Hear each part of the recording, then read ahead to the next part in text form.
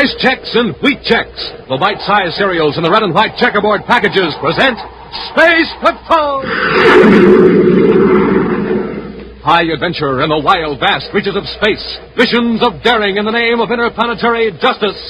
Travel into the future with Buzz Corry, Commander-In-Chief of the Space Patrol! In today's transcribed Space Patrol adventure, a saboteur has just escaped from a locked compartment aboard the Terra 5. Now, with ray guns drawn, Buzz and Happy are searching the ship. He still must have that special spacesuit on, sir. At least it wasn't in the compartment. How did he get out? Smashed the door. Picked up customer. There he is. After him, Hap. Halt where you are, I'll fire. He's heading for the weapons compartment. This'll stop him. Wow, that ray gun never even phased him. That suit. He's completely shielded. Come on, we'll have to tackle him. He's in the compartment with all the weapons. All right, Halcorn, come out of there. Come and get me. You better have something better than a ray gun, because I can drop you if you take another step. We'll return in just a moment with today's exciting Space Patrol adventure, the test of the Xk3. One bowl of rice checks. Here you are, Commander. Thank you. Me, I'll have wheat checks.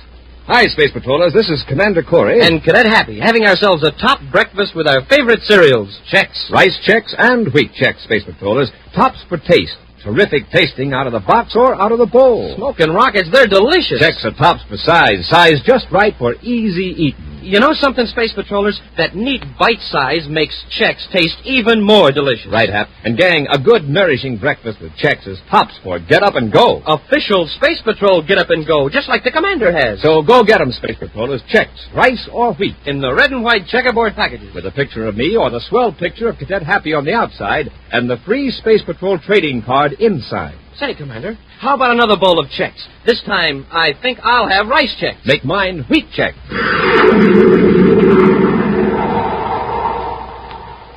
And now today's Space Patrol adventure, the test of the Xk3. Commander Corry faces the problem of capturing Valmer Castro, a criminal whose already clever mind has been transformed into a superintelligence by means of an ingenious brain sensitizer. But as far as the public is concerned, the escaped crime genius is of minor importance compared to a coming race from Pluto to Neptune to test a new space drive for interplanetary flight. Even in Space Patrol headquarters on the man-made planet Terra, the race seems to have taken priority over the search for Castro. In his central office, Buzz Corry focuses a pinpoint tracer beam on a gigantic space chart as Cadet Happy looks on. This will show you the relative positions of Pluto and Neptune, Happy. Yes, sir. They're in opposition to the sun. Right. They're as far apart from each other as they can ever get, nearly 7 billion miles, or more than 250 million DUs. Wow, that'll be some race. Mm-hmm. It's the longest straight line distance between any two relatively stable points in the solar system. Yes, sir. But if the distance is the object, why not race the two ships clear around the orbit of Pluto? That may come later, Hap. But if the Xk3 performs the way we think it will, no further test or demonstration will be necessary. Well, then you think the Xk3 is sure to win? Well, it's too early to be certain about something as new and revolutionary as the new space drive, Happy. Well, from what I hear, nobody but a lot of old fogies think the Atlas stands a chance. Well, I wouldn't call a man an old fogey merely because he puts his faith in something that's been proved dependable. The Atlas has covered billions of DUs with the standard drive. I'd sure like to be aboard the Xk3, Commander. No one is going to be aboard either ship. Each will be robot-controlled. Oh, to keep the human element out of the contest, huh? At the present stage, the Xk3 space drive isn't shielded against radiation. Oh? If the test is successful, shielding will be installed, but it will be pretty expensive to shield a unit that probably will have to be pulled apart anyway for a checkup. All right, Happy, suppose we forget about the race and settle down to work. Huh? Yeah, that means Valmer Castro. Any leads on him yet, sir? We're checking on his past associates. Yeah, but now that he's got his super brain, he'll probably get himself a new gang. Crooks more in keeping with his high IQ. That's undoubtedly what Castro wants to do, but it'll take time. Smart as he is, Castro can't go it alone. He's wanted by the Space Patrol. He'll need help. Obviously, no honest man will help him. So we'll have to contact some of his old gang. Right. The doctor's cerebroscope didn't put facts or knowledge in Castro's brain. It only made his brain more able to use the facts that are already there. Right now, he'll use that intelligence to gratify his old selfish motives and weaknesses. Well, what are his weaknesses, outside of stealing? That's what we want to find out from his former associates. Let's contact Captain Damon and see if he's picked up any of Castro's old gang. Elsewhere, in a small community on the planet Mars, Valmer Castro seems entirely unconcerned by the fact that he is number one on the Space Patrol list of wanted criminals. His penetrating eyes never leave those of his visitor, a tall, burly spaceship technician named Grant Halcorn. You understand, Halcorn? You leave at once for the Pluto test base. Your traveling instructions are in this folder. Well, look, Mr. Castro, I don't know about getting inside the base. All been arranged. We'll have no trouble if you keep your mouth shut. Once you're aboard the Xk3, well, you know what to do. I suppose they make a check of the ship before blastoff. Of course they will. But they won't be looking for stowaways. Not in that gear compartment, smack up against a space drive unit. Now, they'll be too interested in checking instruments and controls. I'm worried about that spacesuit, Mr. Castro. Doesn't seem like much protection. It's been thoroughly tested. You'll have done your work and be out of the ship before a harmful dose of radiation has a chance to penetrate. Yeah, if I can stand the exhilaration. That suit's awful bulky.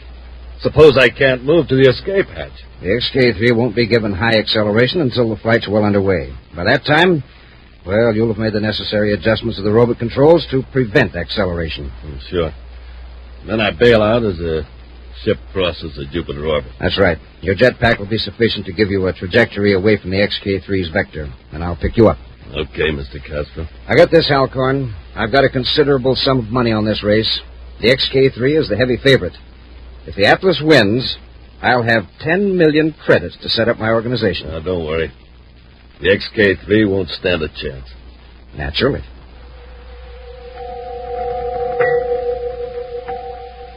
Two days later, in Space Patrol headquarters, Buzz and Happy checked through data Space Patrol agents have supplied on Castro and former members of his gang. On the huge space chart, two small lights, one red, one green, move with agonizing slowness sunward from Pluto. Despite the temptation to watch the progress of the race, Happy diligently checks the reports. What a bum this guy Castro is, Commander. Even his pals can't trust him. Here are 6 guys who've told our agents that if they even saw Castro again, they'd bust him in the jaw. Well, they might have said that just for effect. Did any of them say why they were angry at him? Yes, sir. They're all sore about the same thing. Castro made bets with them and then welched when he lost. But he always collected when he won. Very interesting, Happy. Very interesting. We've just learned something quite useful about Castro. We have? Yes. He's a gambler. Yeah, and very unsportsmanlike. I'll notify our undercover men to keep an eye on suspected big-time gamblers. They'll need cooperation from local authorities on that. Gambling is out of Space Patrol jurisdiction. Well, some guys will gamble on anything. I know a mechanic who's betting on the Atlas. Imagine a guy who's supposed to know something about spaceships and he bets against the Xk3. Well, perhaps out of sense of loyalty, Happy. You know how fond you can get of a spaceship, whether you fly it or help repair it. Well, he's one of those old fogies who doesn't like anything new. Well, we must have a lot of old fogies in the universe, Hap. A lot of intelligent people think the Atlas will win. People must be crazy. The odds are 20 to 1. And look at the chart, sir. The Atlas blasted off ahead of the Xk3, and already the Xk3 is gaining. The race has just started. Neptune is still millions of DUs away. Well, the only way the Atlas can win is for somebody to fire a space torpedo into the Xk3. Well, if you're worried about somebody blasting the Xk3, forget it. I've assigned patrol ships from every planet to guard the race vector. Oh, the lucky guy that drew the assignment for Terra. Who got it, sir? Happy, I volunteered to patrol the Terra sector, and now if you'd like to go along. Would I? Smoking rockets? Well, yes, sir. Now, there's plenty of time. The lead ship isn't even to the Saturn orbit yet. Yeah, the Atlas is leading. But I bet the first ship we see is the Xk3.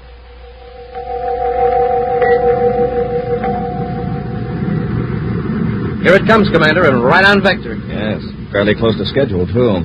Adjust the viewscope sensitivity control, Hap. Let's see which ship it is. Oh, it's the Xk3, of course. What else could... Hey. Commander, it's the Atlas. Why shouldn't it be the Atlas? It blasted off first.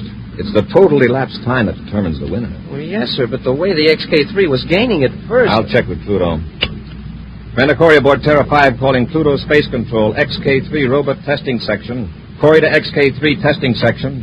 This is Xk3 testing section. Go ahead, Commander. The Atlas just passed Terra Patrol segment of the test vector, approximately on schedule. Yes, sir. We've been monitoring the Atlas control section. The Atlas was thrown off a vector by meteors outside the Saturn orbit. Velocity was reduced and vector changed to avoid meteors. The Atlas is now back on plotted vector, but behind schedule. What about the Xk3? We are having trouble, sir. What kind of trouble? Well, Colonel Balcom thinks it's the space drive. Acceleration hasn't developed as it should. Could it be the robot controls? No, the Colonel doesn't think so. The new space drive responded perfectly beyond the limit of previous tests. But now there seems to be a dampening off, as the Colonel expressed it. And you can't compensate by adjusting the robot controls? We've tried that, Commander. The trouble showed out near the Jupiter orbit. We are in complete control here on Pluto, except that the space drive seems to choke itself off. The Colonel described it as a self-limiting function inherent in the drive force. Acceleration is becoming deceleration. But I would be glad to relay any suggestion to the Colonel. Colonel Balcom is in complete charge of the Xk3. There are no suggestions. Corry out. Of all the rotten luck. In his private cruiser, Valmer Castro carefully adjusts his spacephone receiver to a prearranged frequency, while holding a vector some distance from that of the test course. Alcoin to Castro. Alcoin to Castro. Castro here. Keep your transmitter power as it is. I can reach it. If you got to fix on this ship, I'm going to bail out. I've stuck with this crate too long already. Now, there was a reason. The Atlas was delayed by meteors. I didn't want the Xk3 to gain an advantage because of that. She's choked down now, Chief. The more they try to accelerate her from Pluto control, the more she'll slough off. Good. Bail out. I'll pick you up. Listen, I'm only a speck in space. The momentum of the ship will carry me forward. I can mentally compute your trajectory when you leave the ship. And don't worry.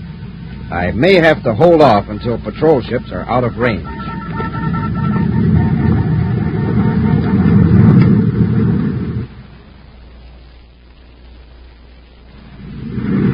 I've got it in the viewscope, sir. The Xk3. But it might as well be a century-old tub the way it's blooping along. I can't understand it, Hap.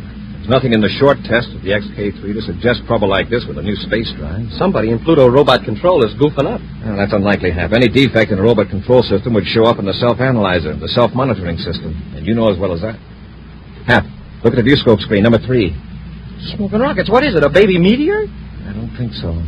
At any rate, it's receding from us. No meteor was ever that shape. Get a vector on it, Hap. Yes, sir. Hey, am I nuts? It looks like a man. A man in a spacesuit. You're right. Line him up in the vector computer, quickly. Well, what in the name of Jupiter's moons is he doing out there? I've got it, sir.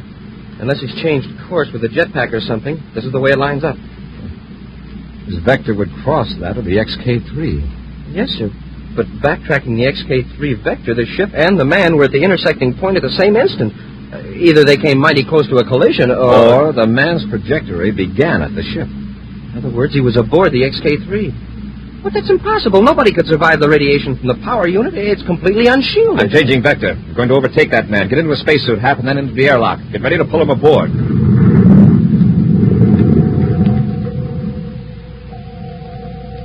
In a few moments, the Terra 5 has adjusted its forward velocity to match that of the man in the spacesuit. In his own spacesuit, Cadet Happy waits in the airlock with the outer hatch open, ready to pull the man into the ship. Now the strange Voyager floats rigidly, like an inflated toy a few feet from the open hatch, as Happy directs Commander Corry by spacephone. I've got him, sir. I'm pulling him in. Careful. Is he armed? No, sir. He's got a new type of spacesuit. Thick metal. It looks like a... Uh-oh, my radiation indicator's clicking like mad. This guy's as radioactive as a ton of uranium. Get him after the decontamination compartment, quickly. Following Commander Corry's orders, Cadet Happy takes the unresisting captive to the decontamination compartment, thrusts him in, and turns on the radiation neutralizers. Half an hour later, at the commander's request, Happy goes back aft to investigate, then rushes to the control compartment. Commander, he's gone. He's got out of the compartment. What? It's empty, sir. He must be hiding further aft. I'll cut on to automatic control. All right, come on. Have your ray gun ready. Yes, sir. You must still have that special spacesuit on, sir. At least it wasn't in the compartment. How did it get out? It smashed the door. But the radiation must have been neutralized. The decontaminator was off automatically. There he is. After him, Hap. Over you are, I'll fire. Commander, he's heading for the weapons compartment. This will stop him. Wow, the ray gun never even phased him. That suit. It's completely shielded. Come on, we'll have to tackle him. He's in the compartment with all those weapons. All right, come out of there. Come and get me. And you better have something better than a ray gun, because I can drop you if you take another step. We'll return to Space Patrol in just a moment. This is Dick Tufeld with news from Edwards Air Force Base, Muroc, California. I've got an interesting story for you this morning about one of the most unusual-looking planes in the sky today, the XF-92A, designed by Convair Aircraft San Diego. Now, in just a second, I'm going to introduce you to the Air Force test pilot on that plane, Major Chuck Yeager, the first man to fly faster than the speed of sound. But first, I'd like to tell you a few things about the XF-92A. It looks exactly like a triangle. It's often called the flying triangle. Wings are swept back at a severe angle, 60 degrees. Top speed of this Air Force interceptor is about 700 miles per hour. Service ceiling is over 45,000 feet. And it takes some doing to test fly a ship like that. You need energy, plenty of it. And to face the risk involved, you need steady nerves. And now let's hear what a real test pilot has to say about it. Meet Chuck Yeager. Let me tell you what it takes to be a test pilot. To start with, I have to be in good condition. That means get plenty of rest, plenty of exercise, and good food at every meal. For breakfast, I like a cereal that really tastes good and has plenty of energy. Like rice checks and wheat checks, right, Chuck? Yes, checks are the cereals that are tops three ways. For taste, for size, for real get up and go. So make sure you keep yourself ready for action, the way famous test pilots do. Pick your cereal for flavor and for energy. Today, get rice checks and wheat checks. And remember, they're tops with America's top pilots. And now back to our Space Patrol adventure, the test of the Xk3. Buzz and Happy, patrolling the Terra segment of the test race vector between Pluto and Neptune, discover a man in a spacesuit, hurtling through space on an angle from the course of the Xk3. Buzz suspects the man has been aboard the robot-controlled Xk3, but does not know that he is Grant Halcorn, hired by Valmer Castro to sabotage the experimental ship. When Halcorn escapes from the radiation decontamination compartment, Buzz and Happy fire their ray guns at him, but with no result. Halcorn reaches the weapons compartment of the Terra 5 and threatens to shoot the space patrolmen if they move. You might as well put up those ray guns. They won't penetrate this suit. If you come a step closer, I'll put you both to sleep. What'll we do, Commander? This ray gun will work on both of you, even through the cadet suit. You know it. Well, what are you going to do? All right. Step out and let's talk it over. There's nothing to talk over. Just keep your distance, Commander. Just who are you? What are you doing aboard the Xk3? Oh, you figured that out, huh? Well, I don't think there's any harm in telling you now. I'm Grant Halcorn. I was just making sure that the Xk3 wouldn't win the race against the Atlas. Who are you working for?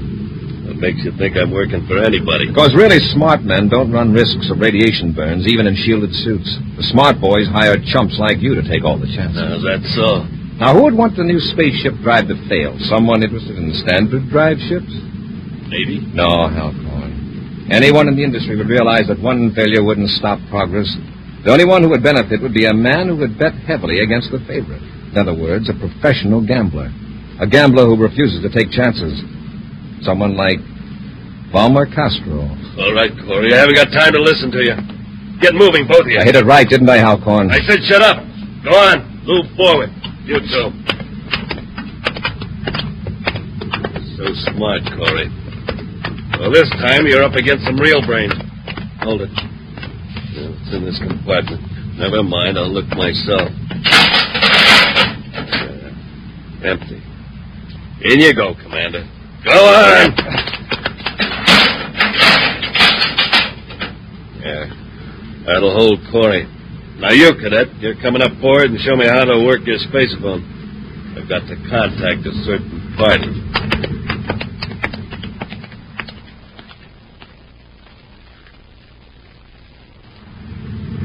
All right, Cadets. Stand right where you are. If you move, I'll put you out cold with a ray gun. Got it? Sure, big shot. Halcorn to Castro. Halcorn calling Castro. Castro here, go ahead. I'll make it short, Chief. Aboard Corry's flagship, the Terra 5, but don't worry, I'm in charge. You telling the truth? Sure. Commander's locked up in a compartment, and the cadets here at the business end of a ray gun. Now, here's what I did. I'm not interested in details. We haven't much time. Head for Jupiter's fourth moon. You know the place I mean. Yeah, you bet. Land and come aboard. And we'll blast off for Venus and wait there until my men collect the bets. You'll collect, all right. The Atlas is sure to win. I know. Now, change vector for Jupiter moon number 4 as quickly as you can. Castro out. Right, Chief. So the commander was right. You are working for Castro. Set up and take those controls. Head this ship to Jupiter number 4. Now, don't try any cute antics. What's that? The meteor alarm? I don't know. Smoke and rockets, it's the air system. There's a leak in the hull. Where? Check the indicator. There, see where that red light's flashing? Yeah, I see. Well, where's the damage? In compartment 3. We've got to get there, quick. Take it easy. It's airtight, isn't it? You and I have got spacesuits on. Yeah, but Commander Corry's in there. He hasn't got a spacesuit. That's his tough luck. Look, Halcorn, if you bring the Commander into Castro alive, isn't that going to boost your stock? Yeah, that's right. Well, then hurry. If we act quickly, maybe we can save him. All right, get going.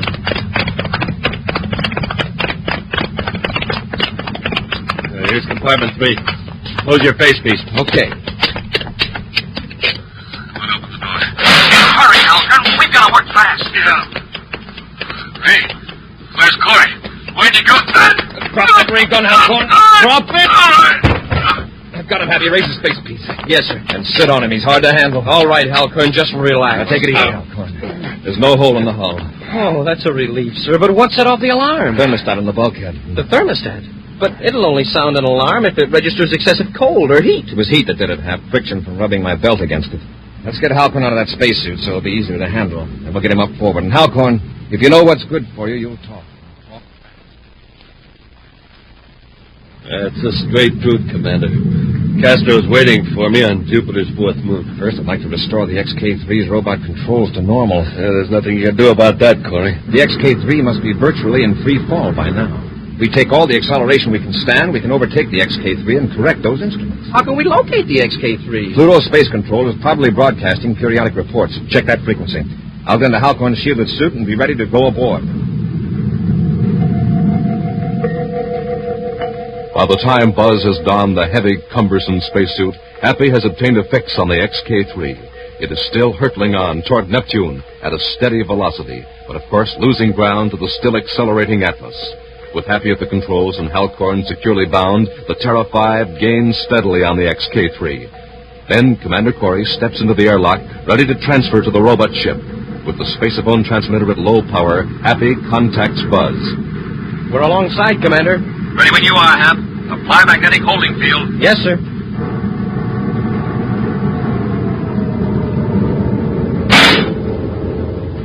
Airlock's joined, sir. Very good, Happy. I'm going aboard.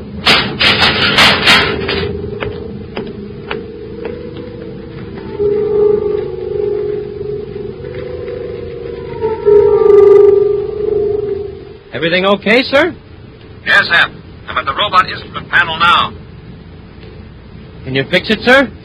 Yes, but I'd defy anybody to figure out what was wrong if they didn't know exactly what Halcorn did in here. He's made adjustments that gradually cancel out the control impulses from Pluto. I didn't think Halcorn was that bright. He just followed instructions. Castro is the genius. He's figured out the right combination to dampen the controls. Something that wouldn't happen by accident once in a million times. Wow. I've about got it reset, Hap. It'll take several seconds to build up the balance, which is lucky. It'll give me time to get back to Terra 5 before the space drive takes hold. I'll be ready to cut loose, sir. Do it the second I give the word, Hap. There. That's the last setting. Stand by. Standing by, sir. I'm in the airlock, Hap. Disengage holding field. Okay, sir.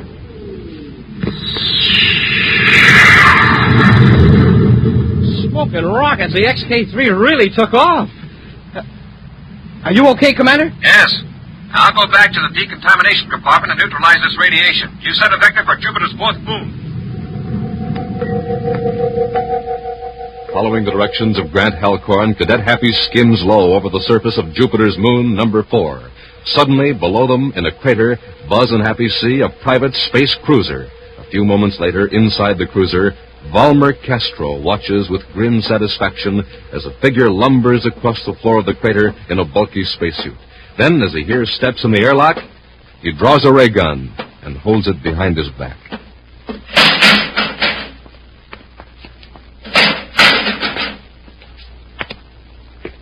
Well, Halcorn, raise your face, please, and get out of that suit. It must be very uncomfortable. Hello, Castro. Corry, hold it. Don't move.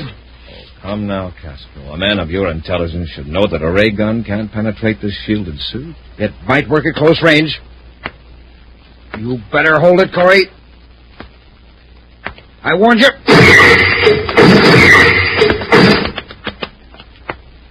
Hand over the gun. All right, Castro. Get into a spacesuit. I'm taking you aboard Terra 5. And get this simple fact into that super brain of yours. One false move and I'll...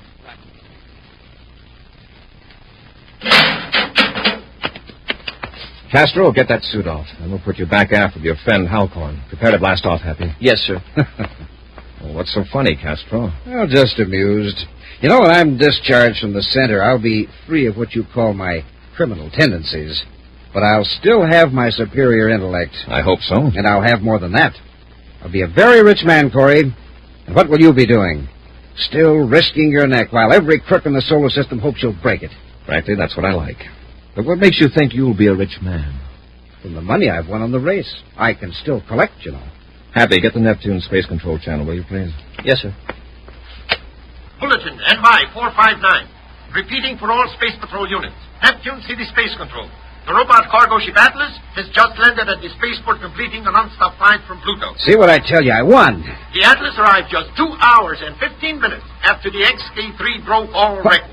It's impossible. The Xk3, with its new space drive, roared into victory despite a long delay that gave the Atlas a 10 million DU lead.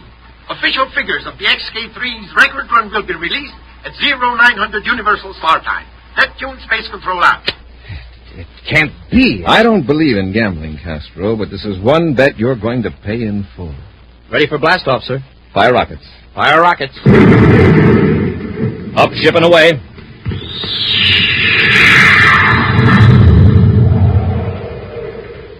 In just a moment, a preview of next week's exciting Space Patrol adventure brought to you by Nestle's Quick for the greatest tasting chocolate milk and those famous Nestle chocolate bars. Hey, gang, do you hear this at your house? Come and get it! Nestle's Quick! Yes, that's the Nestle's Quick Call, music to the ears of every space patroller. Quick makes the most delicious chocolate milk ever invented. It's rich, it's smooth, it's super chocolatey. Tastes just like those wonderful Nestle's chocolate bars.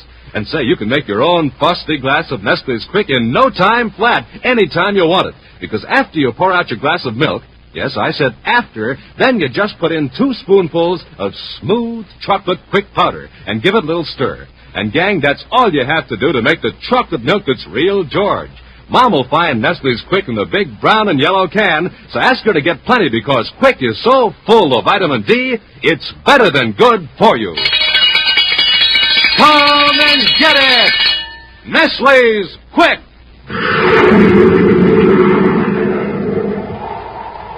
And now, a preview of next week's exciting Space Patrol adventure. Buzz and Happy are testing a new spaceship out beyond the Saturn orbit. Suddenly, they find themselves on a collision course with another spaceship. That pilot must be crazy. He suddenly changed vector right toward us. He's not trying evasive action, so it's up to us. Fire starboard rockets. Commander, he's still coming at us. Hap, that ship is a robot-controlled guided missile. If we don't blow it up, it'll hit us. Stand by to fire space torpedoes. Standing by, sir. Fire one. Commander, the torpedo controls are jammed. We're going to crash! Be sure to join us next week for the thrilling story, The Image of Evil. Space Patrol, created by Mike Moser, starring Ed Kemmer as Commander Corry and Lynn Osborne as Cadet Happy, was written by Lou Houston. Produced and directed by Larry Robertson, executive producer Mike Devery. Other players were Bela Kovacs, Norman Jolly, and Ken Mayer. Dick Tufeld speaking. Now, don't forget to tune in next Saturday and every Saturday for the new exciting Space Patrol! Space Patrol was brought to you today by Rice Chex and Wheat Chex, the bite-sized cereals in the red and white checkerboard packages. Be sure to see another exciting Space Patrol program on your local ABC television station. Consult your local paper for time and channel. This program is broadcast to our armed forces overseas through the worldwide facilities of the Armed Forces Radio Service. Space Patrol came to you transcribed from Hollywood. This is ABC Radio Network.